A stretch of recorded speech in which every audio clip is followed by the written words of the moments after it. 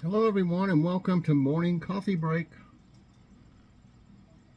Hope everybody's doing great this morning.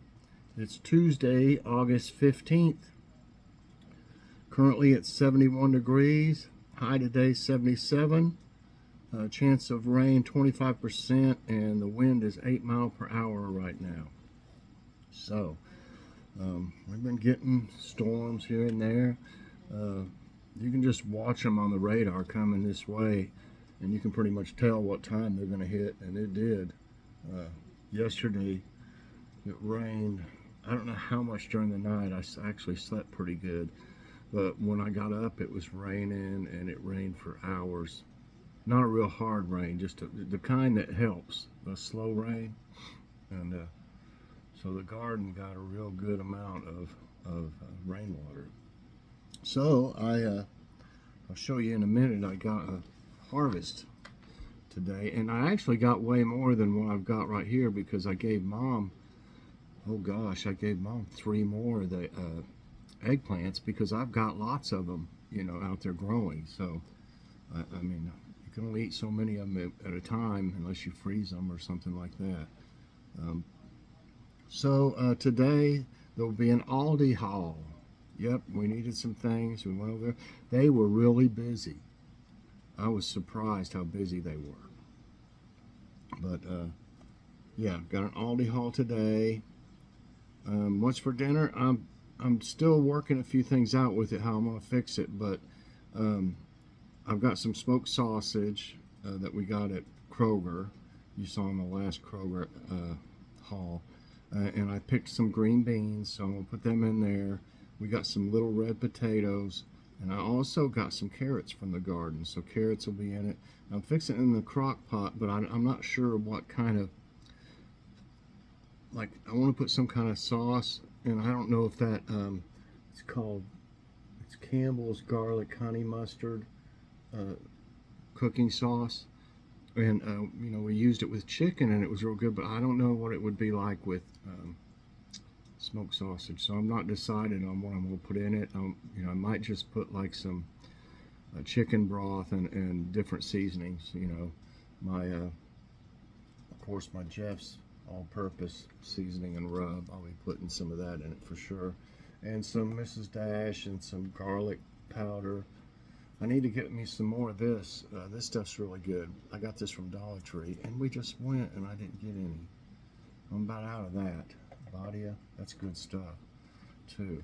So I'll put different things in it, and that'll make a good meal. Oh yeah, okay, so here's today's harvest. You probably saw it in the thumbnail, but I want to show it to you. And I'll just take things out of it and show you. Nice eggplant. They have really done good this year. They look great. Still a little wet. It was raining. It was not raining hard when I picked everything though. Just barely raining. So there's another one. And I got 3 more that I gave to Mom. All of them probably at least this big. So we may have some more eggplant parmesan. And if you'd like to see how I make that, it's in my playlist. I've only got 2 playlists of cooking with Chef Mike. I think that's what it says, or cooking with me or something like that. I've got 2 of them. The first one you'll come to has the eggplant parmesan in it, where I made it. I actually got some. I just wanted to check the carrots and see how they were doing. And the first one I checked, this is a nice carrot. This is about the biggest carrot I think I've ever had out there. I usually don't have much luck with them, but the dirt, I think I planted them over here last time in the first one. And the dirt's a little bit harder underneath that one because I don't have a tiller, and but the middle one, it's really soft, so they can grow better without trying to push against some hard dirt. So I got that one and that one and then a couple others, so that's nice to get some carrots. And I checked the others, and they're just not ready yet. There might be 1 or 2 that's ready, but I'm gonna let them keep growing. I'm starting to get some okra come in. I gave Mom a couple. I believe I did. Oh, that was last time I gave her some. But these are called Texas Hill Country Red Okra. If you let them go, you can. If you let them get bigger, they will turn red. You can see this one's starting to right here. But they're better at about this size. They're a little more tender. I mean, they're not as hard. If you let these get very big, like they'll get real big. But I've noticed they're kind of hard when you cut them up. And so I think this is about the perfect size. What I do is, since you don't get enough to have like all at one time, I cut them up and put them in a freezer bag and then just keep adding to it. That's what I did last year. Matter of fact, I think there's still some in there, but I don't know if it would still be good or not. It should be. But anyway, this stuff is really good. I love fried okra too, or have it in some kind of like stew or like gumbo or something like that. I got a few of the smaller tomatoes, a couple of regular ones, and then all these good amount of green beans. This is the third time. I got, some of them when they start turning a little yellow or something, just use them for the shellies. Just break them open and just put the beans in with it. So then you're not wasting them that way. Because a few of them, I guess, were ready last time and I missed them, and then they turned starting to turn yellow. When they're drying up. So yeah, pretty good little harvest. And like I said, I got more.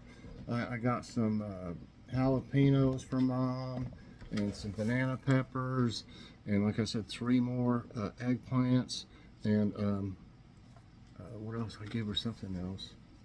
I gave her some tomatoes too, and I'm not sure. I think that's about it. I gave her a green bell pepper, and a yellow bell pepper as well, because I've already got a couple in here that we can use. Okay, yeah, that was a great little harvest. Yeah, I decided to go ahead and get those green beans because the rabbit seems to be eating all my lettuce. I guess I told you it got in there. A rabbit got in there. I saw it this morning, and went out there and yelled, and it jumped through it must have either chewed on the bird netting or found a place where there's 2 pieces of it out there, there's a place where it like overlapped, and it went in there that way, and then when I yelled at it, it went straight out the same way it came in. So I need to repair it, get it back together somehow. But it's been in there twice, but it was eating the lettuce, which is past its prime. It gets bitter when it starts turning to seed, and that's what it was eating. I just don't want it to start eating the tops off my carrots, which it will as soon as it's out of lettuce. So I hope I went out there and scared it, swung my stick around and hit the side of the bed there, and it took off. I keep looking out the window. It hadn't been back yet, but it didn't seem very scared of me at all. I guess it's like, what are you doing? I'm just eating, So anyway, here's today's tidbits, everybody. Eiffel Tower's plastic twin, Great Lakes trash load is unbelievable. Look at that. The Great Lakes beaches may look clean, but there is so much plastic litter only a few inches beneath the surface. Every year, 22 million pounds, that's 22 million pounds of plastic winds up in the Great Lakes. You know how much it would take? Because plastic most of it's pretty light. I mean, that's a ton of it. About the same weight as the Eiffel Tower. So technologies like an aquatic robot vacuum that sucks up trash is being used this summer to clean up plastic pollution. That's kind of pitiful. I've shown this tree before, and it said it was in trouble before on Tidbits. This next one, root trouble. Careless hikers threaten Washington's tree of life. I don't know if y'all remember me showing that. I know the last one was about erosion, and the roots are all exposed and everything, and that's not good for it. It says the most famous tree at Washington State's Olympic National Park is gradually crumbling, and careless hikers may be hastening the process. The roots of the ancient Sitka spruce, known as the Tree of Life, forms a cave big enough for a person to stand in. People are hanging and walking on the exposed roots, putting a lot of weight on the tree. Just leave it alone. You don't mess with nature and change it in any way when you're out hiking and stuff. I also watched some of these, like they have a bunch of videos on different places on YouTube about, like, they'll find a place on Google Earth that looks strange or something out in the desert or something, and then they'll go find it and show it. Those guys are very careful with, like, if they pick something up and look at it, they put it exactly where it was. They don't leave trash or anything like that. It's just the same when they leave as when they got there, and that's the way it should be. Okay, NASA's bold move: SpaceX Starship to carry humans to asteroids. What was that movie with Bruce Willis, Armageddon, where they went and blew up the asteroid? NASA is pioneering an ambitious plan for future human spaceflight to near-Earth asteroids. The proposal involves using SpaceX's Starship, a deviation from the conventional Orion and Space Launch System approaches. A Dragon spacecraft would ferry astronauts to and from the Starship, allowing sample collection and robot deployment on the asteroid. Yeah, put some robots on it. That's a good idea. I saw something also about, someone sent me a little video about them saying that that they didn't really land on the moon and all this stuff, that there was just like they did it in the mock-up version of the moon and things that they had where they practiced and stuff, and something about those videos you can see if you know what you're looking for. Like the videos had all kinds of discrepancies in them, like something disappearing 1 second and being back another second, different changes in it that you can tell that they're saying that they made those videos. I don't know. I mean, I'm just telling you what I heard. I can't, I think they're going to have some kind of hearings eventually on it or something. I hope they didn't fake all that. So anyway, Inferno survival: families daring escape from Maui wildfires. Now, I'm surprised more people didn't do this. A family survived the Maui wildfires by wading in the Pacific Ocean for 5 hours. Noah, 19, Milo, 13, and their mom endured smoke and flames before firefighters rescued them. Fleeing their home and car, they waded chest deep in water for safety. The family huddled together to stay warm. Videos show their harrowing ordeal amid smoke and fire. Wow. That was smart. Okay, let's see if we've got thing. Here's a Angus Tuesday from United Grocery Outlet. Looks like they got lean ground sirloin, 3 pounds or more, $4.59 a pound. That is cheap for ground sirloin. And Angus beef sirloin tip roast, $4.79 a pound. If you buy a twin pack, which is too much. If you buy 2 of them, it's more costly. But I guess they do that. They have to sell it that way, I guess. I think they should have any package and they'd sell more, like any size, for the same price on it. But okay, let's see what else we got. News break. Oh, here it is. Okay.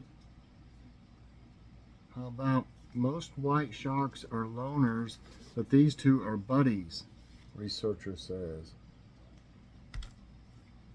Scientists have long thought white sharks to be loners, traveling throughout the ocean and hunting on their own.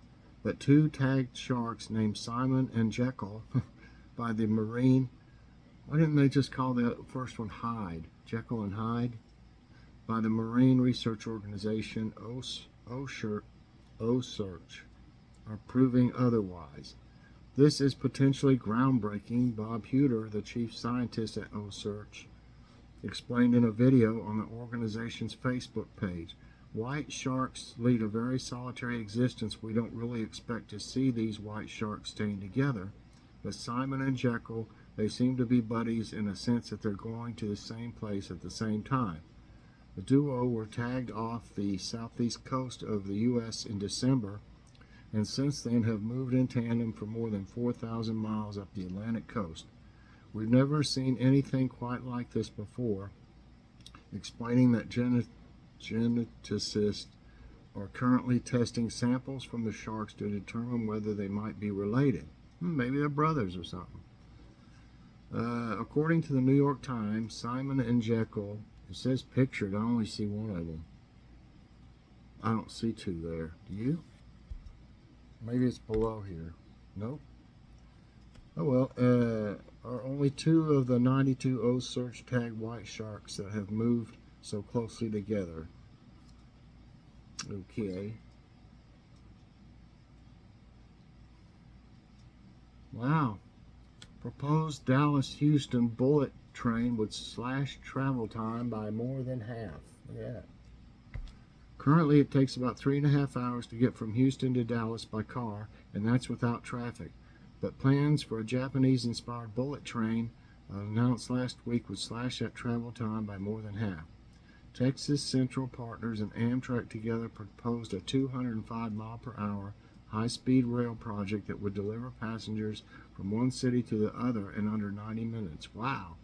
In addition to the shorter travel time, Amtrak estimates that the bullet train could reduce greenhouse gas emissions by over 100,000 tons per year and save 65 million gallons of fuel while removing 12,500 cars per day from the I-45 highway. This would also bring more jobs and economic opportunity to the region. That's pretty neat. I like to see that when they do that. We got a quote of the day from Benjamin Franklin. A right heart exceeds all. Quick and to the point. Okay, everybody, that's it today for Morning Coffee Break. I hope you enjoyed it. If you did, I hope you'll press that like button. Also subscribe if you haven't already, and share this out. And hit that so you get all my videos as soon as they come out. Everybody, I hope you have a fantastic day. Check out the Aldi haul later on. Got some good buys. Bye, everyone, and God bless.